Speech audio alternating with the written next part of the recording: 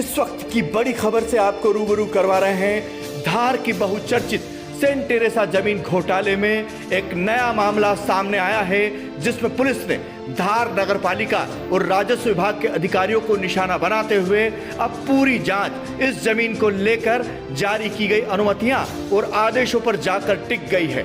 Police पिछले 3 दिनों से नगरपालिका से दस्तावेज बुलाकर उनकी गहनता से जांच कर रही थी, जिसके बाद पुलिस ने तमाम दस्तावेजों और साक्ष्यों को समझकर धार के पूर्व एसडीएम सी.के. गुप्ता और नगरपालिका के तत्कालीन सब इंजीनियर सुधीर ठाकुर को इस मामले में आरोपी बनाते हुए दोनों को गिरफ्तार कर लिया है। दोनों अधिकारियों की इस जमीन के फर्जीवाड़े में बहुत महत्वपूर्ण भूमिका सामने आई है, जिसमें सी.के. गुप्ता ने 2006 से 8 के दौरान एसडीएम रहते हुए इस जमीन को शासकीय न बताते हुए उसे निजी बताया। वहीं ईपी दास की जाति आदिवासी न बताते हुए उसे क्रिश्चियन बताया। साथ ही 5859 के रिकॉर्ड में भी इस जमीन को शासकीय न दर्शाते हुए उसे निजी जमीन दर्शाया तथा कई तथ्यों को छुपाकर व्यावर्तन आदेश जारी किए।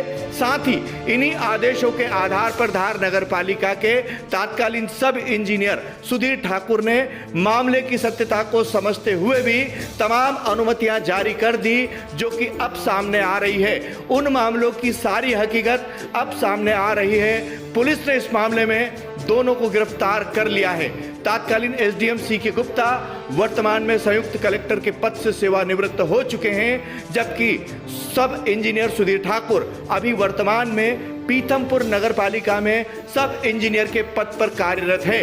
इसके अलावा पुलिस अब फरारी इनामी आरोपियों को संरक्षण देने वालों के खिलाफ भी मुकदमा दर्ज कर उन्हें गिरफ्तार करने की तैयारी कर रही है। पुलिस इस मामले में 20,000 के इनामी फरार भूमाफिया सुधीर जैन को संरक्षण देने के मामले में उसके कई परिजनों और सहयोगियों को आरोपी बनाने जा रही है। यानी कि पुलिस अब आरोपियों को संरक्षण देने वालों के खिलाफ भी कार्यवाही करने जा रही है। आज थाना कोतवाली पे हमारी टीम ने जो है समीक्षा की है इस पूरे प्रकरण की, और उसमें पूर्व एसडीएम और नगरपालिका के जो इंचार्ज थे सी.के. गुप्ता, उनको सुधीर ठाकुर जो नगरपालिका के इंजीनियर हैं, इन 2 लोगों को पुलिस आज गिरफ्तार कर रही है इस मामले में। इस पूरी जांच में उनकी संलिप्तता पाई गई, और पिछले 2-3 दिन से पुलिस जो डॉक्यूमेंट्स वेरीफाई कर रही थी, उसके आधार पे ये निष्कर्ष निकला है कि ये दोनों भी इस सेंट टेरेसा कंपाउंड वाले मामले में आरोपी हैं। उसके अलावा दूसरा पॉइंट ये है कि आज पुलिस 2 अपराध और पंजीबद्ध कर रही है, जिसमें एक अपराध जो उद्घोषित इनामी हैं, फरार जो अपराधी हैं, उनको संरक्षण देने वाले लोगों के खिलाफ 216 का अपराध पुलिस आज पंजीबद्ध कर रही है, और ऐसे सभी लोग जिन्होंने सुधीर जैन को संरक्षण दिया है उनके खिलाफ पुलिस कार्रवाई करेगी।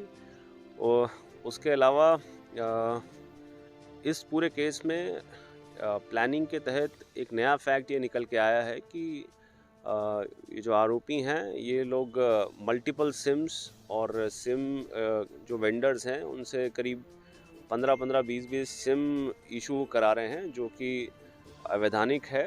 पुलिस इसमें भी मामला पंजीबद्ध करके ऐसे जो लोग जिनको पुलिस ने पकड़ा है उनके खिलाफ उन्हें गिरफ्तार करके आगे की कार्रवाई करेगी।